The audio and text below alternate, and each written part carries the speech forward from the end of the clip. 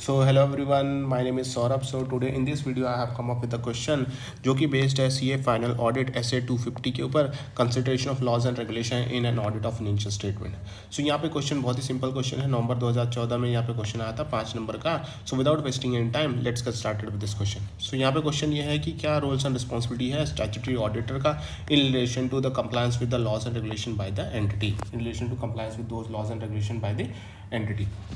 सो अगर हम रिस्पॉन्सिबिलिटी बात करते हैं, रिस्पॉन्सिबिलिटी स्टैट्यूटरी ऑडिटर की in relation to compliance of laws and regulation की, तो यहाँ पे ऑडिटर यहाँ पे क्या करेगा, ऑडिटर यहाँ पे जनरल अंडरस्टैंडिंग लेगा। ऑडिटर यहाँ पे जनरल अंडरस्टैंडिंग लेगा दो बातों का। सबसे पहले बात यहाँ पे आती है कि जो लीगल एंड रेगुलेटरी रिक्वायरमेंट, कौन सी legal and regulatory requirement applicable होती है एंटिटी के ऊपर, कौन सी legal and regulatory requirement applicable हो रही है एंटिटी के ऊपर, और इंडस्ट्री या फिर sector in which entity operate, कौन सी इंडस्ट्री या फिर सेक्टर में एंटिटी ऑपरेट कर रहा है। तो सबसे पहले इंपॉर्टेंट पॉइंट ये आता है कि कौन सा लीगल रेगुलेटरी फ्रेमवर्क यहाँ पे एप्लीकेबल है। जैसे फॉर एग्जांपल कि अगर एसबीआई है तो उस पर आता है banking regulation act, banking regulation act apply हो जाता है, तो वो बैंकिंग इंडस्ट्री में है, वो बैंकिंग सेक्टर में है। सो यहाँ पे लीगल रेगुलेटरी फ्रेमवर्क यहाँ पे अंडरस्टैंडिंग लेना पड़ता है कि एंटिटी और एंटिटी के बारे में, और एंटिटी कौन से इंडस्ट्री या फिर सेक्टर में ऑपरेट कर रही है ये भी बताना पड़ता है, ये समझना पड़ता है, अंडरस्टैंडिंग लेना पड़ता है।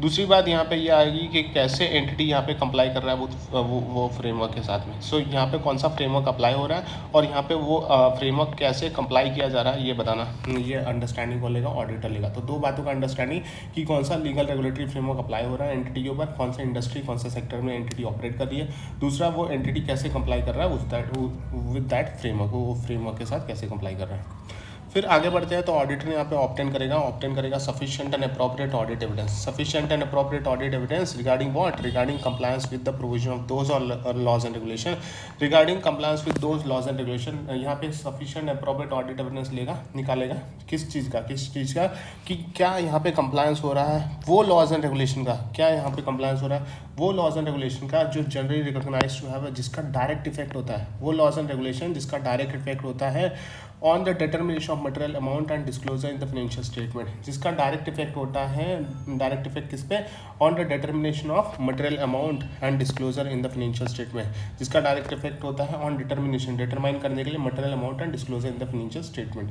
फिर ऑडिटर यहाँ पे परफॉर्म करेगा फॉलोइंग ऑडिट प्रोसीजर ताकि आइडेंटिफाई करे instances of non compliance with other laws and regulation that may have a material effect on financial statement, other laws and regulation. यहाँ पे क्या बात कर रहा है, other laws and regulation.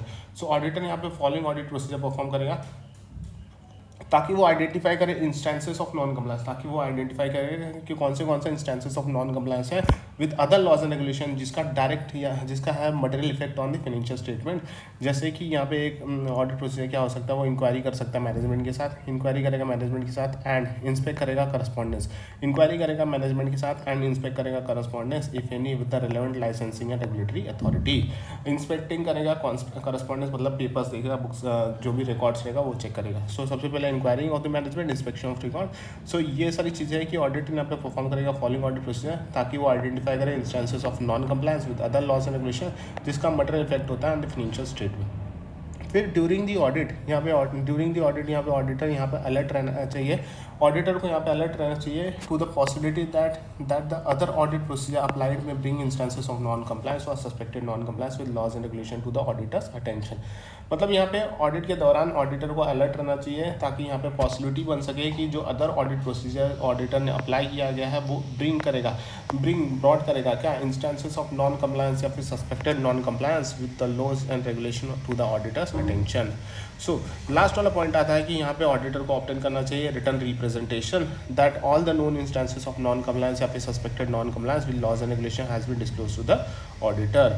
Last point ये बोल रहा है कि जो ऑडिटर को यहाँ पे ऑब्टेन करना चाहिए रिटर्न रिप्रेजेंटेशन कि सारे जो नॉन इंस्टेंसेस है नॉन कंप्लायंस या फिर suspected non compliance with laws and regulation वो डिस्क्लोज किया गया है ऑडिटर को। इसी के साथ ये क्वेश्चन बहुत ही सिंपल क्वेश्चन था, यहीं पे खत्म होता है। Thank you so much.